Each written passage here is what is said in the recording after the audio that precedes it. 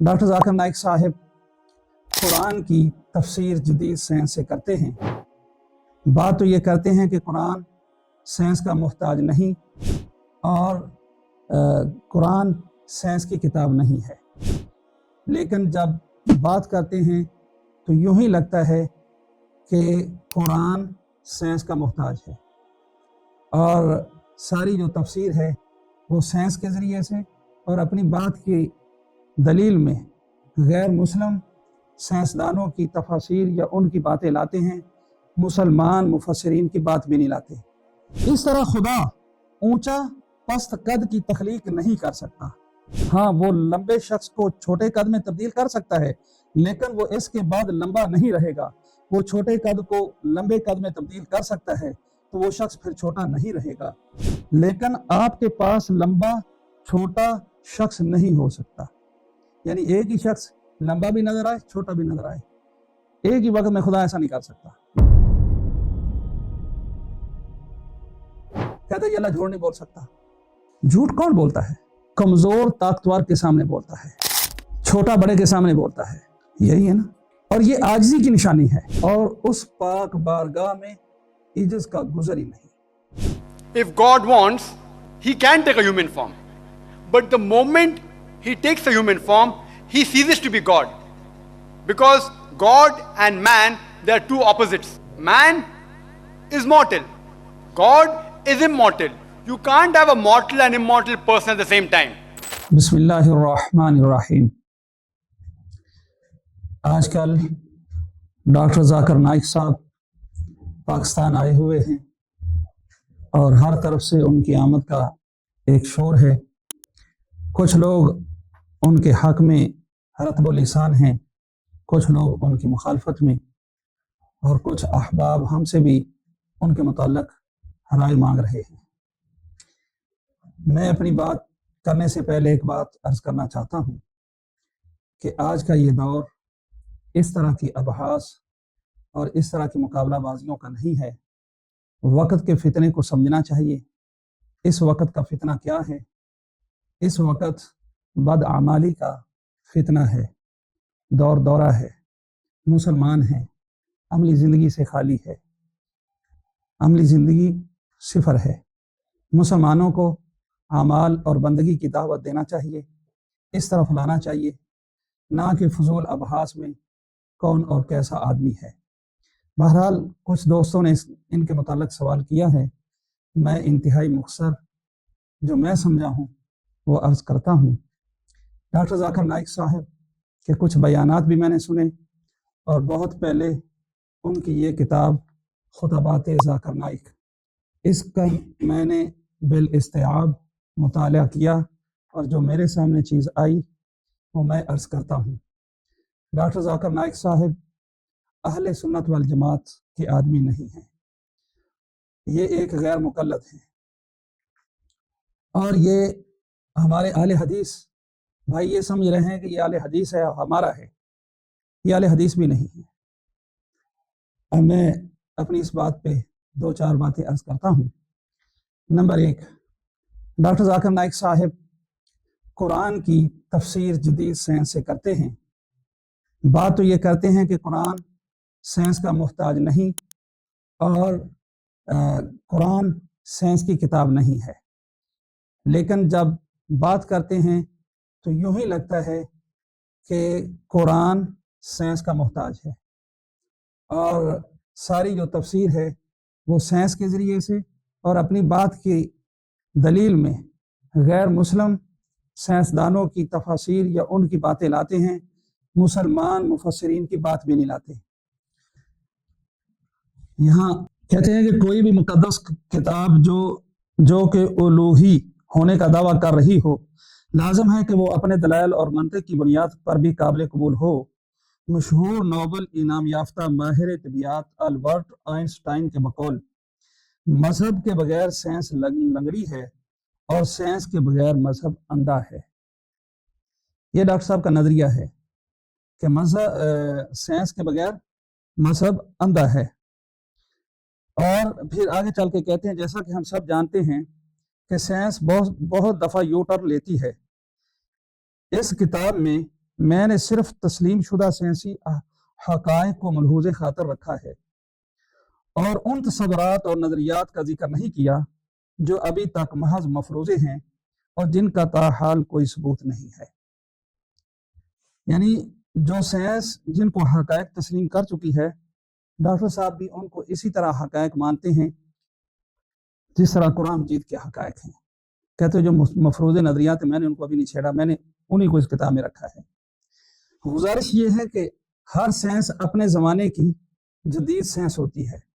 ہر زمانے میں سائنس نے اپنے حقائق لوگوں کے سامنے رکھے کہ یہی حقیقت ہے، اور بعد کے زمانوں نے انہی حقائق کو غلط ثابت کر دیا۔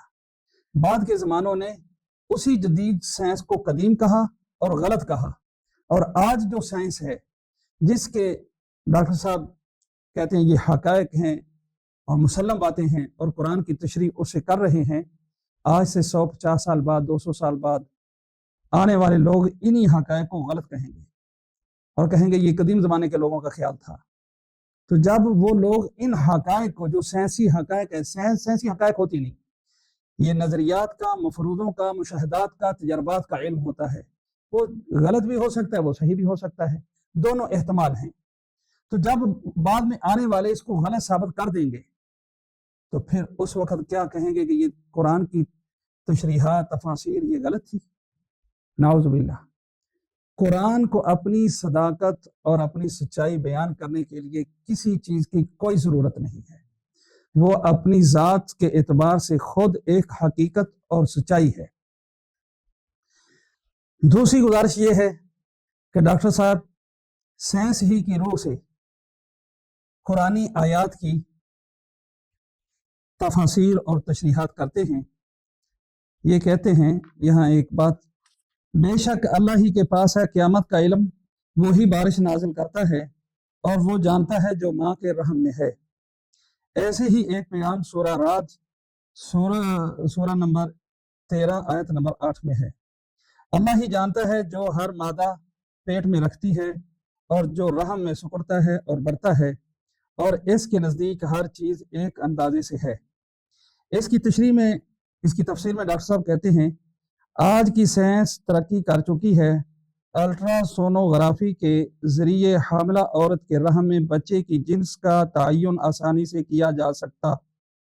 یہ صحیح ہے کہ قرآن اس آیت کے مختلف ترجمے اور تشریحات میں یہ کہا گیا صرف اللہ سبحانہ و تعالی ہی جانتا ہے کہ ماں کے رحم میں موجود بچے کی جنس کیا ہے، مگر آپ اس آیت کا عربی متن ملاحظہ کریں تو آپ دیکھیں گے کہ انگلش کا لفظ جنس، سیکس کا کوئی متبادل عربی لفظ استعمال نہیں ہوا۔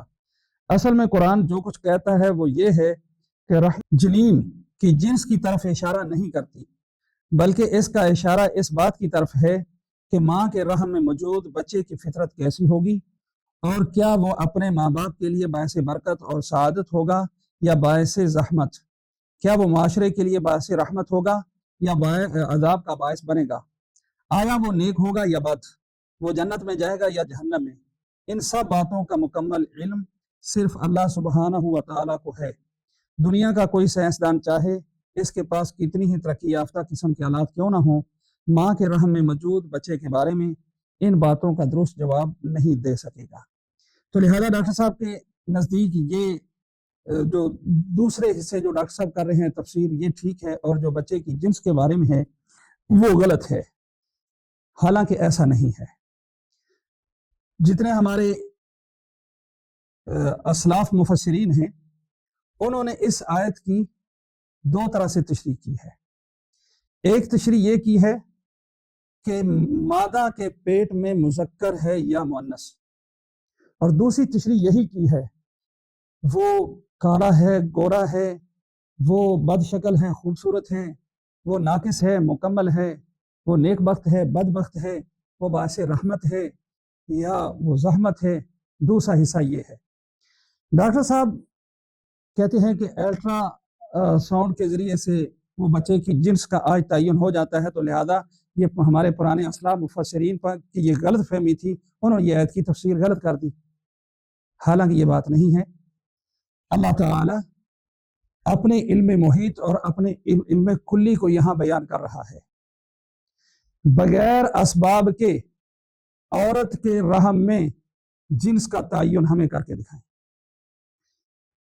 और जैसे माँ का लफ्ज बोला है कि माँ का आम है यहाँ, और माँ से मुराद जिन्स का तयन भी हो सकता है, माँ से मुराद उसका खुशरू होना, बदरू होना और उसका नेक और बद होना, ये मुराद लिया जा सकता है।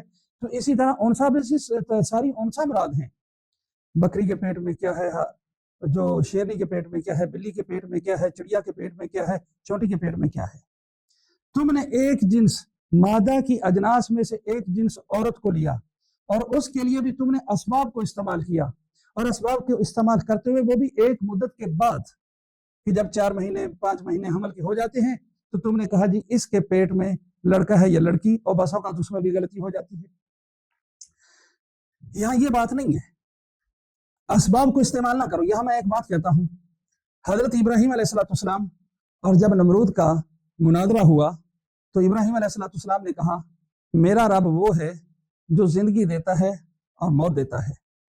तो नमरूद ने क्या किया था, एक वो आदमी जिसको छोड़ देना था उसको पकड़ा, कत्ल कर दिया, और जिसको फांसी पर लटकाना कत्ल करना था उसको छोड़ दिया, कहा ये तो मैं भी करता हूं। अब सबको मालूम है कि ये मौत व हयात का मालिक नहीं है। मौत व हयात का मालिक तो ये है, तू मर जा, वो मर जाता, मुर्दा कहता जिंदा हो जा, वो जिंदा हो जाता। असबाब को इस्तेमाल करते हुए किसी को मार देना, किसी को छोड़ देना, तो मैं मौत व हयात का मालिक हो गया, ये नहीं है। इब्राहीम अलैहिस्सलाम ने समझा ये बेइल्म भी है, बेअकल भी है। इब्राहीम अलैहिस्सलाम के सवाल का उसने जवाब नहीं दिया था। इब्राहीम अलैहिस्सलाम ने उसलूब बदला, ऐसा उसलूब लाए कि जिसके सामने वो हका बका रह गया। कहा मेरा मालिक मशरक से सूरज निकालता है, मगरब में ले जाता है, तू जरा मगरब से तो ला, खत्म। अब इसी तरह यहाँ पे असबाब को इस्तेमाल करते हुए एक जिन्स उनसा की एक जिन्स औरत, उसके पेट का तुमने अंदाजा कर लिया और तुमने कहा कि सारे मुफस्सिरीन की वो जो है तफसीर गलत हो गई। ये बिल्कुल गलत है। जाकिर नाइक साहब ने यहाँ बहुत बड़ी ठोकर खाई है। यहाँ असबाब की बात नहीं, बगैर ये तो पेट फाड़ के कोई भी कह सकता है ये देखो जी मुझे पता चल गया इसके पेट में क्या है। बगैर असबाब को इस्तेमाल किए हुए वो सामने गाय चल रही है, बताओ इसके पेट में क्या है। मुज़क्कर है मुअन्नस है। वो भैंस चल रही है, उसके पेट में क्या है। वो शेरनी भागी जा रही है, बताओ इसके पेट में क्या है। ये चोंटी चली जा रही है, इसके पेट में अंडा है, इससे मुज़क्कर चोंटी पैदा होगी, मुअन्नस चोंटी पैदा होगी। ये चिड़िया उड़ी जा रही है, इसके पेट में अंडा है, अंडा नहीं कई अंडे हैं। किस किस में मुज़क्कर है, किस किस में मुअन्नस है, जो लगाओ अपनी अल्ट्रासोनोग्राफी जो भी कहते हो बताए हमें। इस तरह कितनी उनसा है, मछलियां हैं, क्या क्या है, किस किस की कहाँ कहाँ कैसे कैसे करोगे। तो ये अल्लाह ने अपना इल्म मुहीत, इल्म कुल्ली बयान किया कि उसको हर मादा के पेट में जो कुछ है, और मछली के पेट में कितने अंडे, उनमें से कितने नर और कितने मादा मछलियां पैदा होंगी, और मुर्गी के पेट में कितने अंडे, उनमें से कितने फिर जो अभी इतने इतने हैं वो पूरे अंडे की शक्ल में भी नहीं आए, उससे मुर्गी पैदा होगी या मुर्गा पैदा होगा, और कितने, जिस तरह सारे जानवरों हर एक की अल्लाह के इल्म में है। उनसा से मुराद आम उनसा, सिर्फ औरत अकेली मुराद नहीं है। तो जाकिर नाइक साहब ने यहाँ बहुत बड़ी ठोकर खाई, खुद गलत गए हैं, और हमारे सारे असलाफ मुफस्सिरीन को कहा कि उनको अंदाजा ही नहीं हुआ वो गलती कर गए हैं। उन्होंने गलती नहीं की है, डॉक्टर साहब ने गलती की है। फिर आगे एक और जगह पे डॉक्टर साहब बहुत बड़ी ठोकर खाते हैं और बहुत दिल दुखा, और ये मैं आप हज़रात से कहा था, ये तो पक्की बात है, डॉक्टर साहब अहले सुन्नत नहीं है, अहले सुन्नत वल जमात के फर्द नहीं है। और मैंने कहा ये गैर मुक़ल्लिद जरूर है, और ये अहले हदीस जमात का भी फर्द नहीं है। अब अहले हदीस वो अपने आप को वो भी कहता है मैं अहले हदीस हूँ, और अहले हदीस भी कहते हैं ये हमारा है, ठीक है, अपना बनाए रखें, हमें एतराज नहीं है, ठीक है। लेकिन मेरी राय है, जो मेरी समझ है, ये अहले हदीस जमात का भी आदमी नहीं है। जो हमारे सामने अहले हदीस है, कम अज कम उनके ये अकायद तो नहीं जो अभी मैं डॉक्टर साहब की किताब से पढ़कर सुनाता हूँ। ये खुतबात जाकिर नाइक हैं, डॉक्टर जाकिर नाइक साहब हैं। अब वो क्या कहते हैं, कहते हैं कि सवाल के दूसरे हिस्से के मुताबिक खुदा हर चीज पर कादिर है। आम तौर पर मैं ये सवाल उन लोगों से करता हूँ जो कि खुदा पर यकीन रखते हैं, क्योंकि वो खुदा को बेहतर तौर पर जानते हैं। میں ان سے سوال کرتا ہوں کہ کیا خدا ہر چیز بنا سکتا ہے؟ اور ان میں سے اکثر ہاں بولیں گے۔ کیا خدا ہر چیز تباہ کر سکتا ہے؟ سب ہاں میں جواب دیں گے۔ میرا تیسرا سوال ہوتا ہے، کیا خدا اس چیز کو بنا سکتا ہے جس کو وہ تباہ نہ کر سکتا ہو؟ وہ پھنس جاتے ہیں۔ اب ایمان والوں کے متعلق یہ سوال اور باتیں کر رہا ہے، اوپر کہہ رہا ہے کہ میں ان سے سوال کرتا ہوں جو خدا پر یقین رکھتے ہیں۔ یہ سوال ایمان والوں سے کرنے کا ہے۔ خیر، میں آگے چل کے اس بات کروں گا۔ اگر وہ ہاں کہیں گے کہ خدا ایسی شے تخلیق کر سکتا ہے جس کو وہ تباہ نہیں کر سکتا، تو وہ اپنے دوسرے بیان کے خلاف جا رہے ہوتے ہیں کہ خدا ہر چیز تباہ کر سکتا ہے۔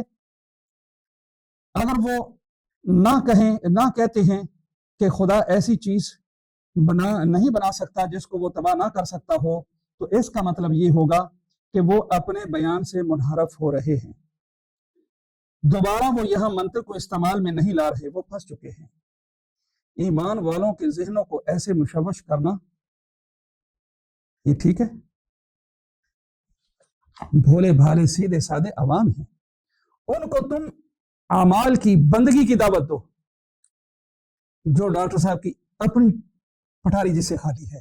ڈاکٹر صاحب کے پاس نہ اعمال ہے نہ بندگی ہے۔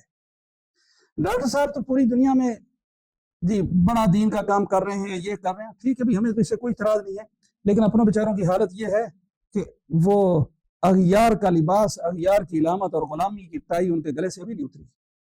خود کہتے ہیں ایسا لباس پہننا ٹھیک نہیں جو کسی دوسری قوم کی غمازی کرتا ہو، اور خود گوروں کا لباس چھوڑنے کو ابھی تک تیار نہیں ہے۔ خود گوروں کا لباس استعمال کرتے ہیں، خود کہتے ہیں، اسی کتاب میں ہے، ایسا لباس نہیں پہننا چاہیے جو کسی دوسری قوم کی غمازی کرتا ہو۔ تو ان کی اپنی پٹاری بندگی سے خالی ہے۔ بات تو یہ عوام کو اور ایمان والوں کو سمجھانی چاہیے، اور یہ فضول ابحاث میں دل نہیں کرتا کہ ہم اس پہ بات کریں، لیکن ساتھی بار بار پوچھتے ہیں، اس لیے یہ میں کچھ عرض کر رہا ہوں۔ یہ فضول باتیں ہیں، علماء کو، اہل اللہ کو، ایمان ہمارے والوں کو ان باتوں میں نہیں پڑھنا چاہیے، فضول ابحاث ہیں یہ، لیکن ساتھیوں نے پوچھا تو مجھے یہ کچھ بولنا پڑا ہے۔ اس طرح خدا اونچا پست قد کی تخلیق نہیں کر سکتا۔ ہاں، وہ لمبے شخص کو چھوٹے قد میں تبدیل کر سکتا ہے، لیکن وہ اس کے بعد لمبا نہیں رہے گا۔ وہ چھوٹے قد کو لمبے قد میں تبدیل کر سکتا ہے تو وہ شخص پھر چھوٹا نہیں رہے گا، لیکن آپ کے پاس لمبا چھوٹا شخص نہیں ہو سکتا۔ یعنی ایک ہی شخص لمبا بھی نظر آئے، چھوٹا بھی نظر آئے، ایک ہی وقت میں خدا ایسا نہیں کر سکتا، یہ کہہ رہا ہے۔ آپ کے پاس درمیانہ آدمی ہو سکتا ہے جو نہ لمبا ہو نہ چھوٹا ہو۔ اسی طرح اللہ سبحانہ و تعالی موٹا پتلا آدمی نہیں بنا سکتے۔ انا للہ و انا الیہ راجعون۔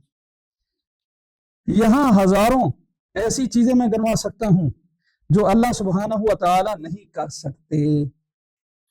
اللہ جھوٹ نہیں بول سکتا، جب وہ جھوٹ بولے تو اس لمحے خدا نہیں رہتا۔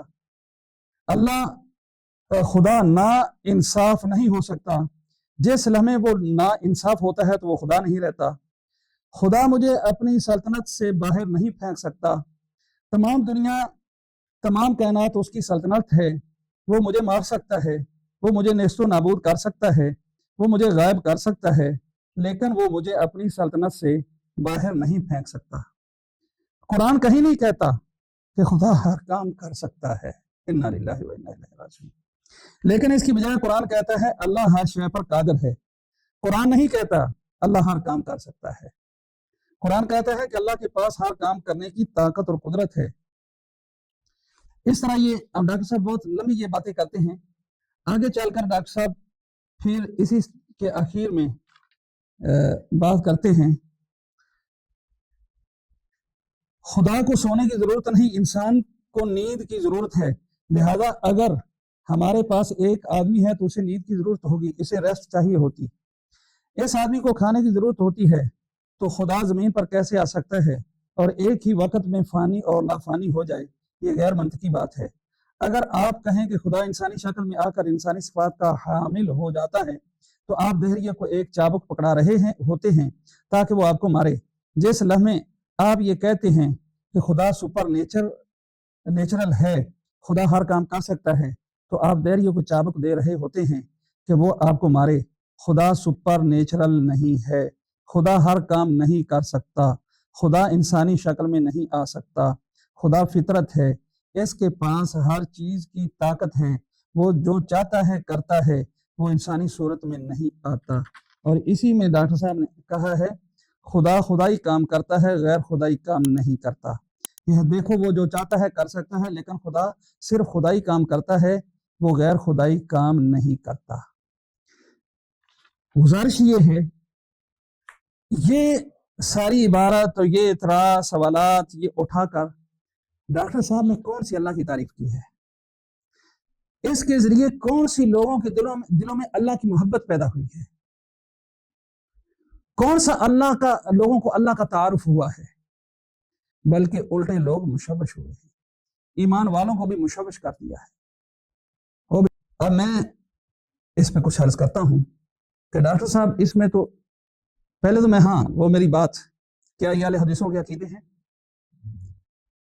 اہل سنت والجماعت کا تو یہ بالکل عقیدہ نہیں ہے۔ کیا یہ اہل حدیث حضرات کا عقیدہ ہے؟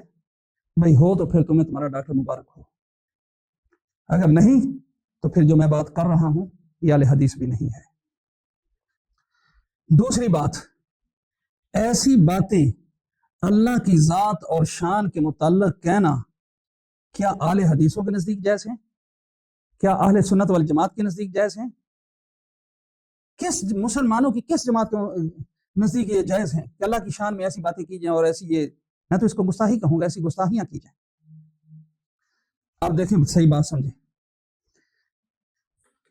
دو لفظ ہیں، ایک ہے سبحان، جسے ہم کہتے ہیں سبحان اللہ۔ کیا مطلب ہے اس کا؟ اللہ تعالی تمام خامیوں سے پاک ذات ہے، تمام خامیوں سے پاک ذات ہے۔ جھوٹ بولنا خامی ہے، نا انصافی خامی ہے، ظلم خامی ہے، اور کسی کام کو نہ کر سکنا یہ خامی ہے۔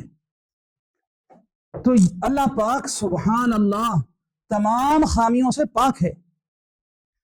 اور دوسرا ایک لفظ ہے الحمدللہ، حمد، کہ تمام تعریفیں، تمام خوبیاں وہ اللہ ہی تعالیٰ کے لیے ثابت ہیں۔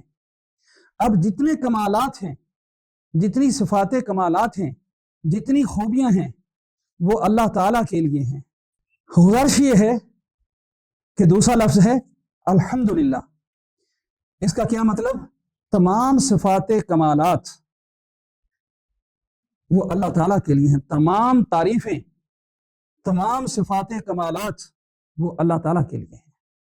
اب جو خامیاں ہیں اس سے وہ ذات پاک و منزہ ہے۔ اب ڈاکٹر صاحب خامیوں کی نسبت اللہ تعالیٰ کی طرف کر کے کہہ رہے ہیں کہ یہ نہیں کر سکتا، یہ نہیں کر سکتا، یہ نہیں کر سکتا۔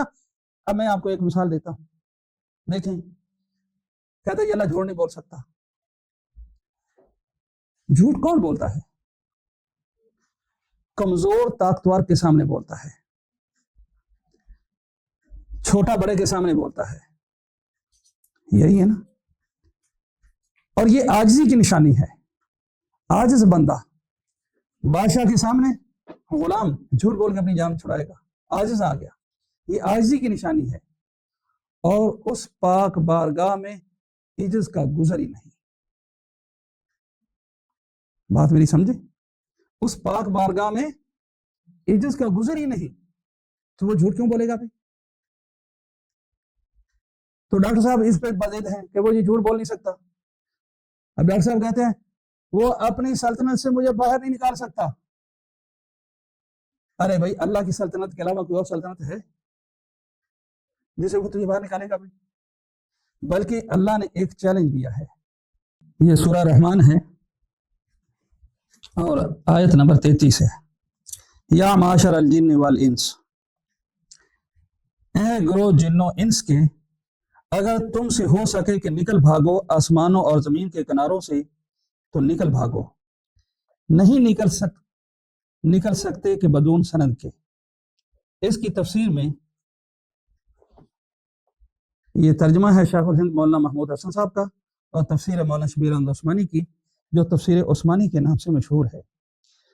اللہ کی سلطنت سے بھاگنا ممکن نہیں، یعنی اللہ کی حکومت سے کوئی چاہے کہ نکل بھاگے تو بدون قوت اور غلبے کے کیسے بھاگ سکتا ہے؟ کیا خدا سے زیادہ کوئی قوی اور زوراور ہے؟ پھر نکل کر جائے گا کہاں؟ دوسری قلم رو کون سی ہے جہاں پناہ لے لے گا؟ نیز دنیا کی معمولی حکومتیں بدون سند اور پروانہ راہداری کے اپنی قلم رو سے نکلنے نہیں دیتی، تو اللہ بدون سند کے کیوں نکلنے دے گا؟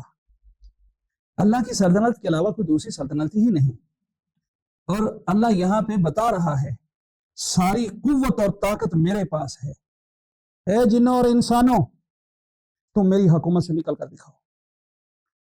تو ڈاکٹر صاحب اسی چیلنج کو اوپر الٹا لوٹا رہے ہیں، اللہ مجھے اپنی سلطنت سے نکال نہیں سکتا۔